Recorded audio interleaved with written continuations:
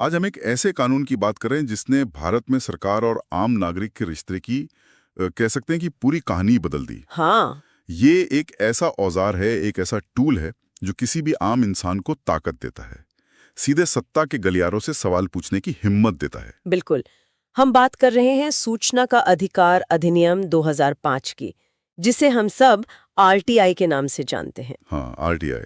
हमारे पास इस पर एक बहुत ही विस्तार से लिखा गया विकिपीडिया का लेख है और आज हम इसी के जरिए इस कानून की असली ताकत, इसकी कमजोरियों और जमीनी हकीकत को समझने की कोशिश करेंगे। और ये कोशिश कितनी बड़ी है इसका अंदाजा इस बात से लगाइए कि भारत में हर रोज औसतन 4800 से ज्यादा आरटीआई आवेदन दायर किए जाते हैं। 4800 हर रोज? हर रोज। ये तो कमाल का आंकड़ा है। तो सवाल यही उठता है कि आखिर लोग इतनी बड़ी संख्या में क्या जानना चाह रहे हैं और पर्दे के पीछे ये कानून काम कैसे करता है। चलिए इसी को समझते हैं। सबसे पहले तो आरटीआई है क्या?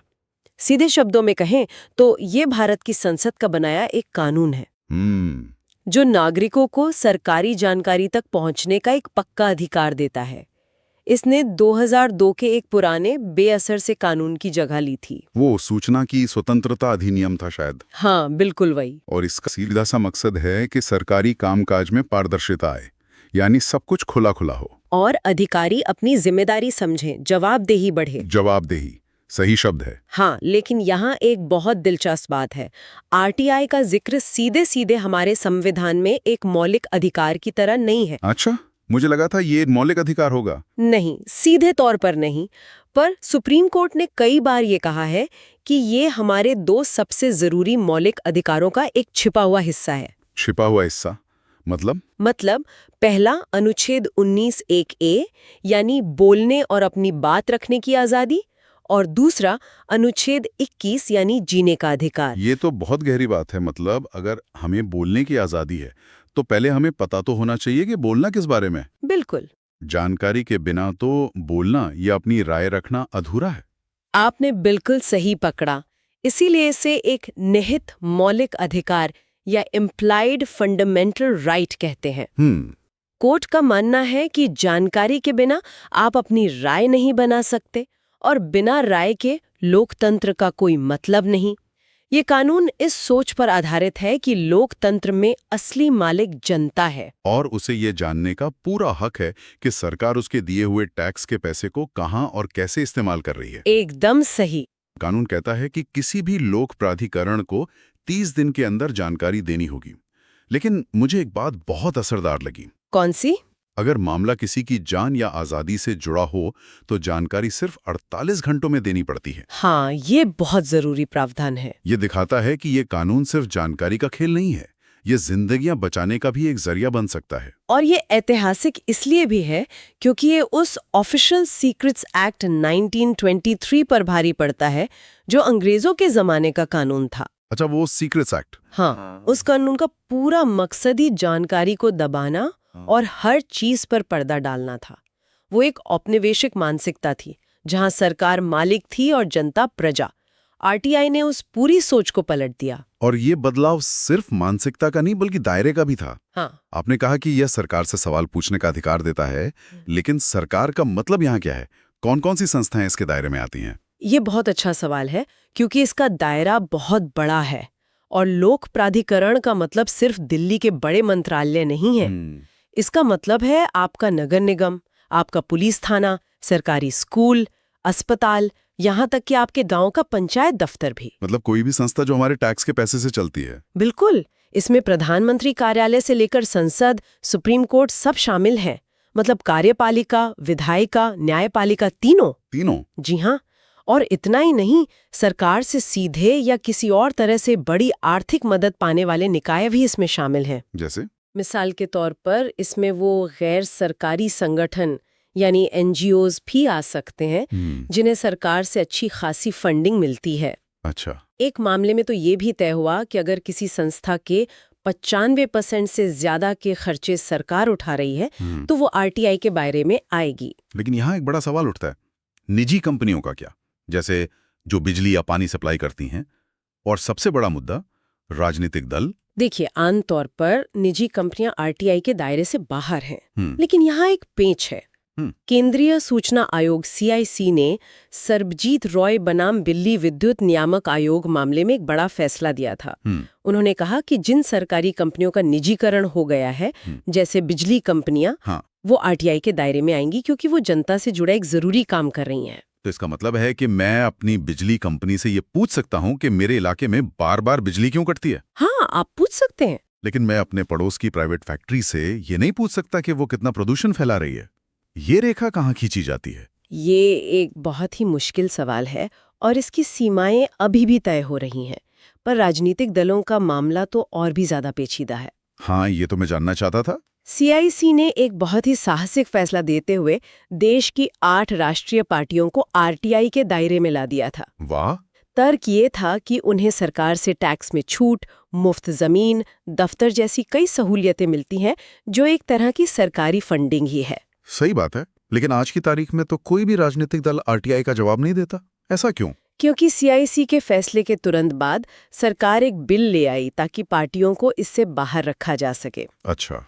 मजे की बात यह है कि वो बिल तो पास नहीं हो पाया, लेकिन पार्टियों ने भी CIC के आदेश को ठंडे बस्ते में डाल दिया और आज तक उसका पालन नहीं किया। मतलब एक तरह से कानून की अवमानना हुई, कह सकते हैं। और ये एक बड़ा विरोधाभास पैदा करता है। हम सरकार से जवाबदेही की उम्मीद करते हैं, लेकिन उन संस्थाओं से नहीं जो सरकार बनाती हैं। ठीक है, तो मान लीजिए किसी को जानकारी चाहिए, तो उसे करना क्या होगा? इसका तरीका क्या है? तरीका कागज पर तो सीधा है, पर असलियत में थोड़ी मुश्किलें हैं। हर सरकारी दफ्तर में एक जन सूचना अधिकारी यानी PIO होता है। PIO, ठीक है। आपको बस एक सादे कागज पर अपना सवाल लिखकर 10 रुपए की फीस के साथ उस PIO को देना होता है। बस 10 रुपए? हाँ, और गरीबी रेखा से नीचे के लोगों के लिए ये फीस भी माफ है। और इसके लिए एक ऑनलाइन RTI पोर्टल भी है जिससे घर बैठे भी आवेदन किया जा सकता है। हाँ, वो भी एक रास्ता है। PIO को 30 दिन में जवाब देना होता है। अगर जवाब ना मिले या आप उससे खुश ना हो तो आप उसी विभाग के एक बड़े अधिकारी के पास पहली अपील कर सकते हैं। और अगर वहां भी बात ना बने तो आप आखिरी अपील केंद्रीय या राज्य सूचना आयोग में कर सकते हैं। ये आयोग क्या करते हैं? ये आयोग एक छोटी अदालत की तरह काम करते हैं और उनके पास जानकारी दिलवाने और लापरवाह अधिकारी पर जुर्माना लगाने का भी अधिकार होता है। ये सब सुनकर तो लगता है कि ये एक अचूक हथियार है।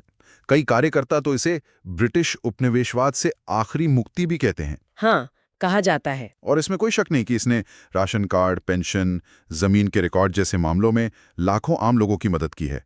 मुझे एक मामला याद है। बताइए।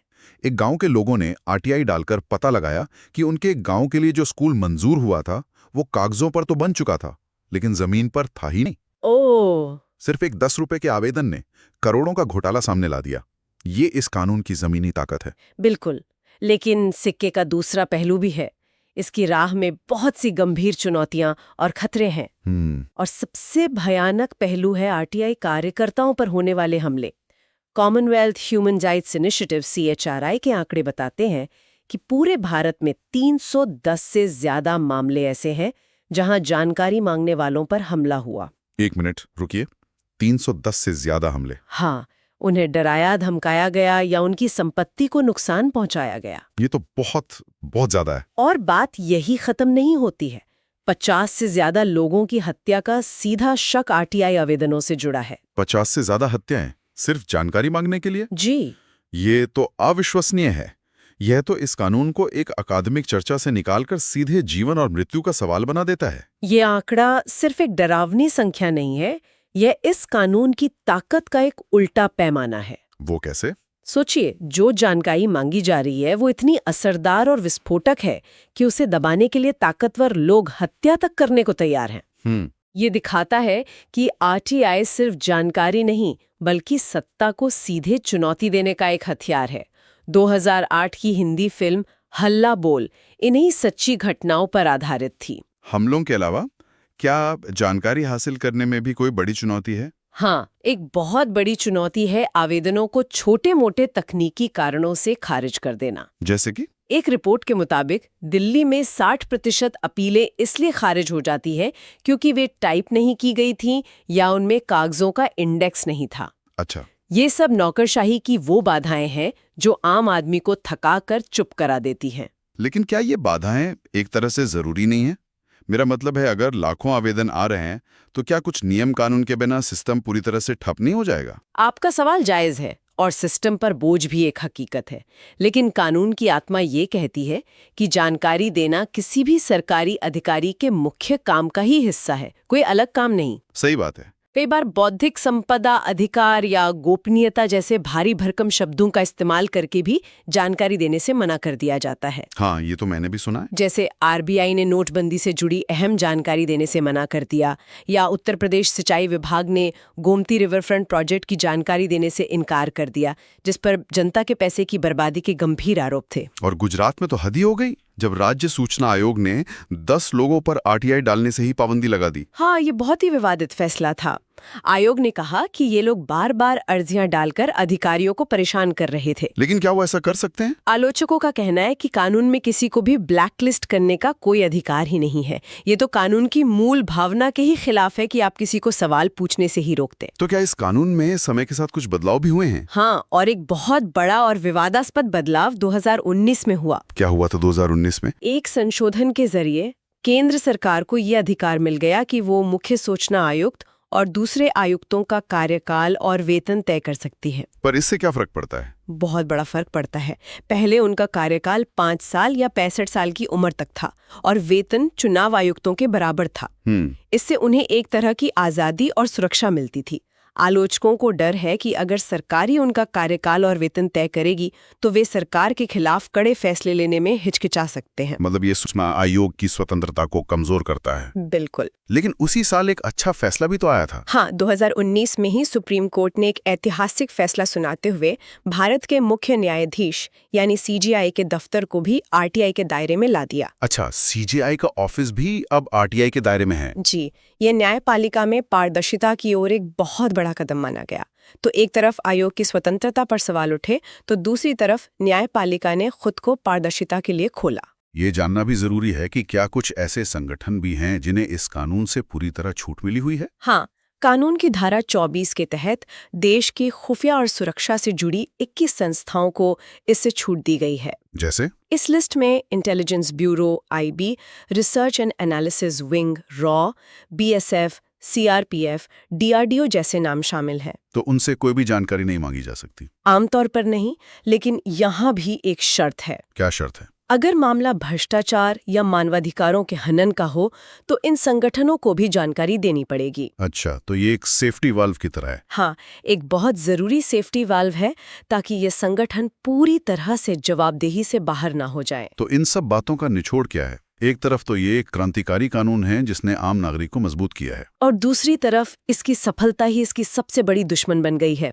ये नौकरशाही की रुकावटों, सरकारी आनाकानी और कार्यकर्ताओं के लिए जान के खतरे का सामना कर रहा है। एक दो-धारी तलवार की तरह। बिल्कुल, एक सिरा नागरिक को ताकत देता है तो दूसरा सिरा उन पर पलटवार करता है। आखिर में इस कानून की कामयाबी इस बात पर टिकी है कि देश के नागरिक कितने जागरूक हैं और सूचना आयोग कितनी हिम्मत और आजादी से अपना काम कर पाते हैं। और जाते जाते हमारे श्रोताओं के लिए एक सवाल छोड़ जाते हैं। हमारे स्रोत में विसल ब्लोअर्स प्रोटेक्शन एक्ट 2011 का जिक्र है, जो आरटीआई का पूरक माना जाता है। ये एक दिलचस्प बात सोचने पर मजबूर करता है।